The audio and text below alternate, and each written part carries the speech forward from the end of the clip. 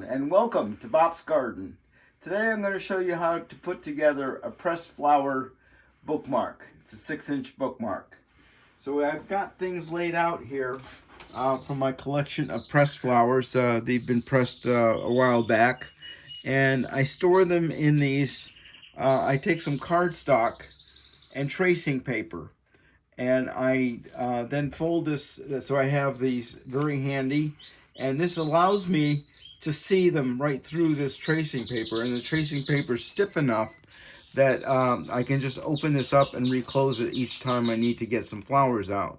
I don't write what it is on the back here because I often have a lot of different cards out at the same time, and I'm constantly taking these off and just leaving them out to be accessible, and then I can just put them back together without worrying matching up the cardstock with the flowers.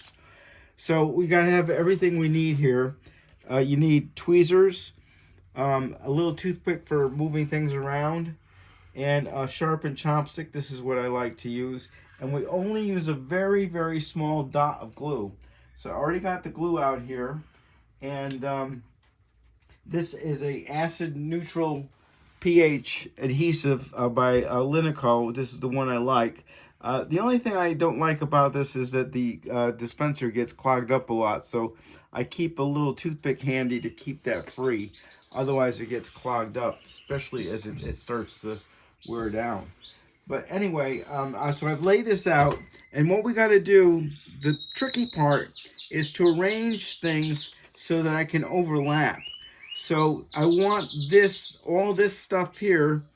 This is Iris reticulata, it's rock garden iris, zinnia, carnation, and a pansy. So I want the pansy to be covering up the base of this. So I'm going to take this off, and we're going to put it aside, and I'm going to make a little mark. And now we don't have to worry about the mark because it's going to be covered up. But I want to get these in here enough so that I can see it. And now we're going to start, and these are going to be tucked underneath, but I'm not going to have glue up in here, so I can just tuck them in. I don't have to mark those. And I especially I like this curve in here, how this kind of comes around here, and then this matches in through there. So we're gonna move these out of the way. And you see, sometimes you get a little pieces on here, so I have a brush handy to keep this clear. And one thing you don't want to do is sneeze at this point. That's for sure. So the first thing I'm going to get in here, we'll move these away too. The first one I'm going to lay down is this one right here, this iris right here. So we pick it up. I'll transfer it over to my other hand, and I now will take some of the glue here. We'll put some down at the base, some up in here, and you can see it's very, very little glue, just enough to get it on the card. And you want to keep this tight as you rotate it, and we'll put this right down in here. Get this out of the way. Now, one thing when you're centering this is that you need to leave room for the hole up in here. So that's all set. Now we'll get these out of the way. Have a towel handy so you can wash this off. I also take a X-Acto knife to sharpen this up. So that one's down, and now we'll get this one in. This is transparent, so it can go right over that. This is a white one. These were pressed in a microwave press, the microfluid press. But they can be pressed in a traditional press, but you have to wait a long time for them to dry out. So I like the microwave because it's instantaneous. So we'll just put this down in here. All set. And now we take the darkest one. I fool around with it for a little bit before I decide what I'm going to do. And because we have pansies now, it's early spring here. Actually, it's almost May. We've got pansies out, and they're very colorful and they're nice to have. So uh, I've got that out, and then we're all set. Now the next thing we're going to do is, because the pansy is going to cover this up, we'll put these zinnias in here. So you can see I got these laid out, and I'll get it's pretty much going to be the exact same thing what we did before in terms of showing you how I glue it. So we'll show you the finished product in just a little bit. So here we are, we're all together, everything's glued in place. What I really like about this glue is, one, that it's flexible in terms of that there's a little bit of sponginess to it. And the second great thing about it is it lasts long enough for you to work. It doesn't dry so very quickly that you have to work really fast. But on the other hand, it dries just fast enough for you to be able to use this and get it all ready to go. So you can see one of the things here that was important to me anyway was to line this yellow up with the yellow in through here, and this color kind of carries through here, and that with the pinks in here and the blues, these are complementary colors, so it really works out nice. So we got these lamination pouches that are pre-cut for bookmark size. They're from Oregon Laminations. You can look up their website. It's a really fantastic product. These are 3mm, and we just tuck them in here. You can use cardstock. For this particular project, I'm using 140-pound cold press watercolor paper. I like that texture. So now we're ready to laminate. And let's go over to the laminator. So we're ready to roll with the laminator. This is a really fantastic product. I tell you, I love this one.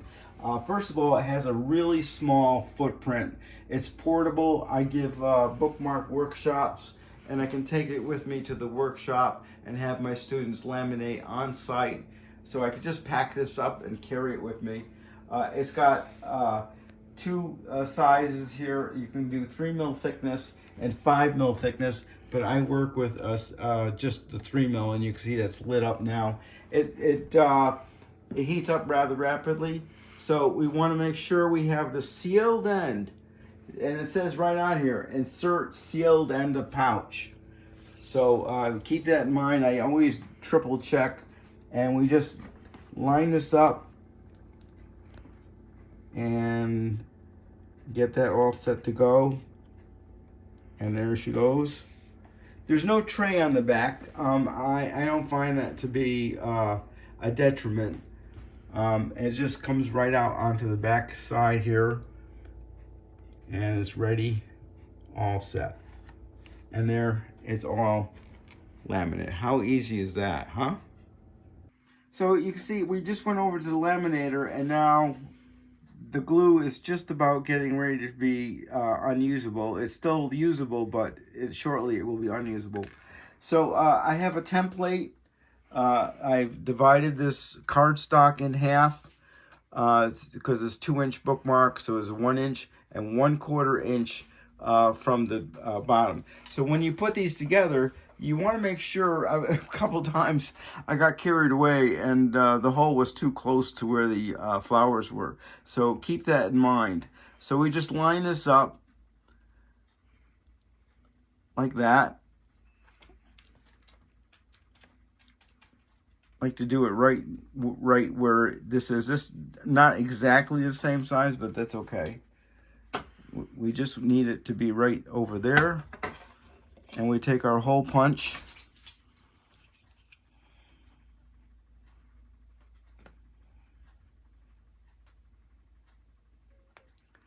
as time goes on, this hole will start to get larger because you may not be able to line up all the time. And there we are, all punched together. And now all we need to do is put our nice colorful tassel in here.